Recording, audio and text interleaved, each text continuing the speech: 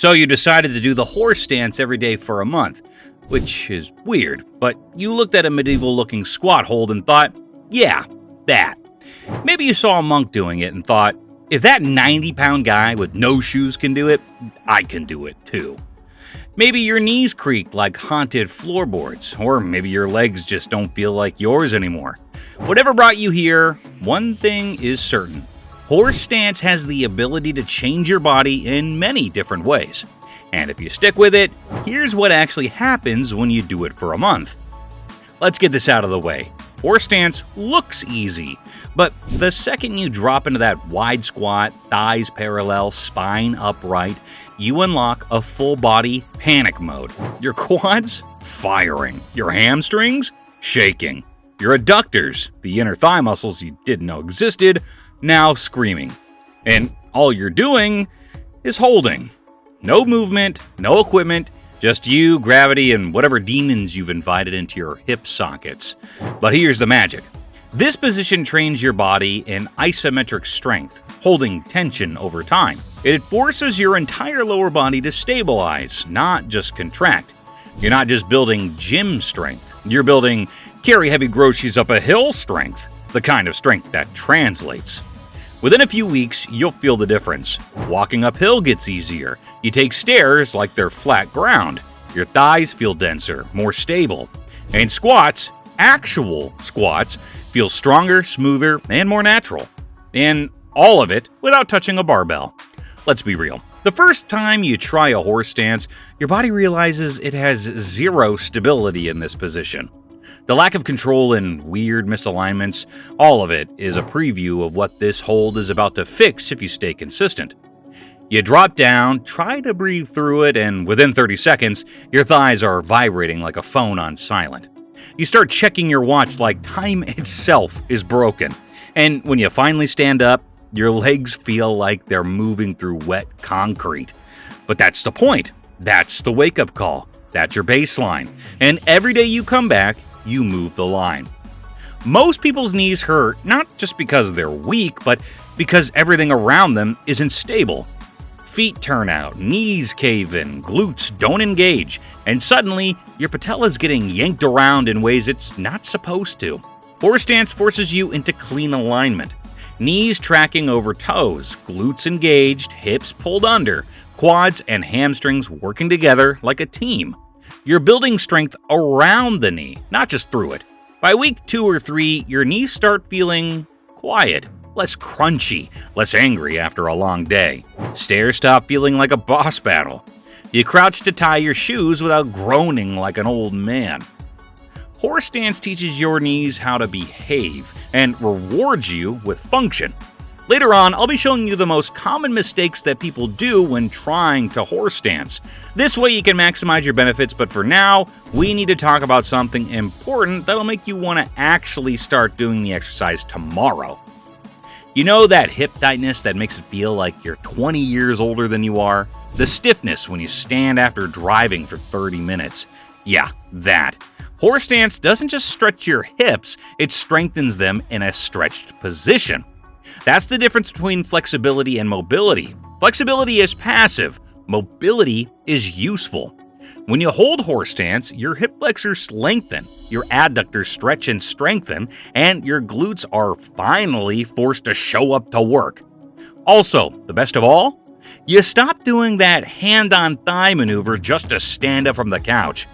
By the way, FitZip launched a free newsletter. Every week, I send out no BS fitness tips and workout shortcuts. If you want in, click the link in the description below to join.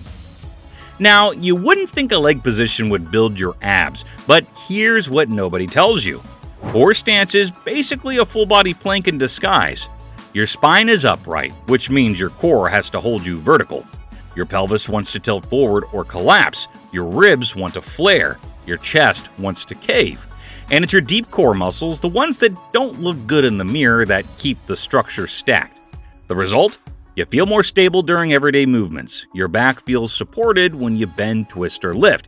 And things like walking, balancing, or even breathing start to feel stronger. It's not show-off strength, it's real-life stability, built by doing absolutely nothing, while holding everything. You don't notice bad posture until it's pointed out. A photo, a mirror, a rude friend.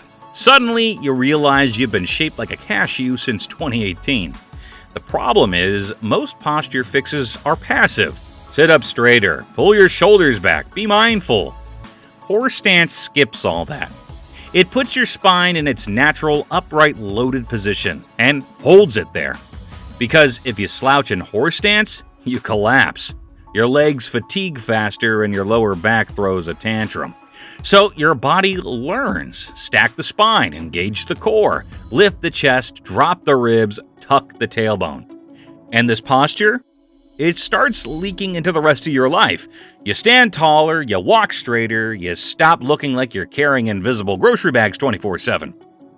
A pro tip to make sure you're keeping that spine extended and straight is to raise your arms out in front of you. This will ensure your back is upright in proper position. Posture changes not because you force it, but because you train your body to prefer it. Now, let's be honest, horse stance sounds boring, painful, uncomfortable. It's not flashy, it's just still. And that's exactly why it works. When you hold it, every second stretches into an eternity. Your brain begs for a distraction. And every time you say no, every time you breathe and stay in it, you're building mental discipline. But here's the deeper layer. Holding the stance for long periods forces you to regulate your breathing. Chest breathing won't cut it. You'll naturally shift into deep diaphragmatic breathing, pulling air from the belly. This activates your parasympathetic nervous system, which lowers cortisol, improves focus, and helps you stay calm under pressure. By week 2 or 3, it starts to show up in other areas.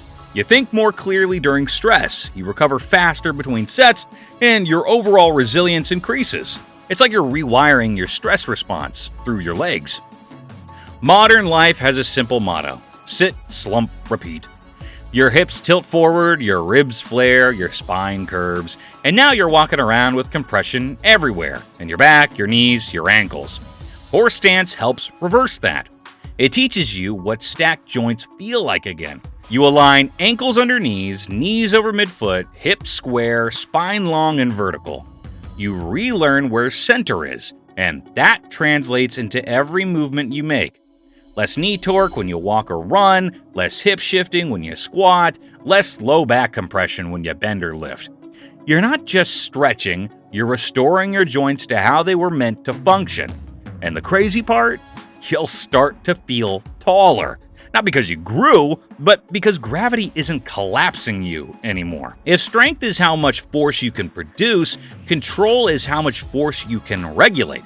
Horse stance teaches you control in ways most exercises never will.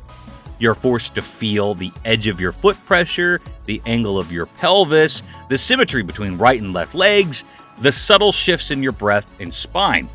By week 4, you'll move with more precision. No wasted steps, no lazy foot placements, just clean, efficient motion, like your joints are on rails. You're no longer fighting your body, you're working with it. And once you have that, every other movement becomes easier, like lunges that no longer feel like a tightrope walk when walking upstairs, or squats that stay cleaner and deeper without wobble. Even everyday stuff like stepping onto a high curb or bending to tie your shoe starts to feel smoother and more controlled. Now, all these benefits won't be felt or seen if you don't do it correctly, so let me show you some common mistakes that you'll want to avoid. Mistake number 1, knees collapsing inward.